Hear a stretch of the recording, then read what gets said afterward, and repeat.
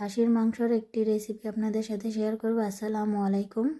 খাসির মাংস নিয়ে নিয়েছি হাফ কিলো পরিমাণ, দিয়ে দেবো স্বাদ মতো লবণ, দিয়ে দিলাম রান্নার তেল 3 টেবিল চামচ পরিমাণ, হলুদ গুঁড়ো দিয়ে দিলাম হাফ চা চামচ, ধনে গুঁড়ো দিয়ে দিলাম হাফ চা চামচ, মরিচের গুঁড়ো দিয়ে দেবো হাফ চা চামচ, তেজপাতা, এলাচ, দারচিনি কয়েকটা দিয়ে একটু নেড়ে চেড়ে ভালো করে মিশিয়ে নেব।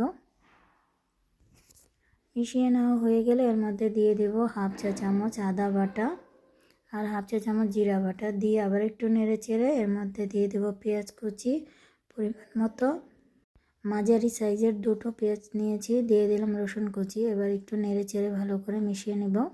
এবার পরিমাণ মতো পানি দিয়ে রান্না করব প্রায় 15 মিনিটের মতো মাংসটা সিদ্ধ করার জন্য। ফিরে আসবো 15 মিনিট পর। আমার এই ভিডিওটি কে কোত্থেকে দেখছেন অবশ্যই কমেন্টের মাধ্যমে জানাবেন, আমি আপনাদের সকলের কমেন্টের উত্তর দিব। 15 মিনিট পর ফিরে এলাম। এবার আমি এই পর্যায়ে কিছুটা আলু দিয়ে আবার একটু কষিয়ে নেব। কষিয়ে নেওয়া হয়ে গেলে আবারও পরিমাণ মতো ঝোলের পানি দিয়ে রান্না করব প্রায় 10 থেকে 15 মিনিটের মতো।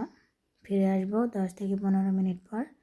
আমার রান্নাটা প্রায় হয়ে গেছে। এ পর্যায়ে আমি হাফ চা চামচ গরম মশলার গুঁড়ি দিয়ে নেড়ে চেড়ে মিনিট খানিক রান্না করে নামিয়ে নেব। আমার আজকের রান্না আপনাদের কাছে কেমন লেগেছে অবশ্যই কমেন্টের মাধ্যমে জানাবেন। আমি খাসির মাংসটা পরিবেশন করেছিলাম খিচুড়ির সাথে। আপনারা চাইলে যে কোনো কিছুর সাথেই পরিবেশন করতে পারেন, পোলাও, খিচুড়ি, সাদা ভাত, আপনাদের পছন্দ। সবাই ভালো থাকবেন, সুস্থ থাকবেন। আল্লাহ হাফেজ।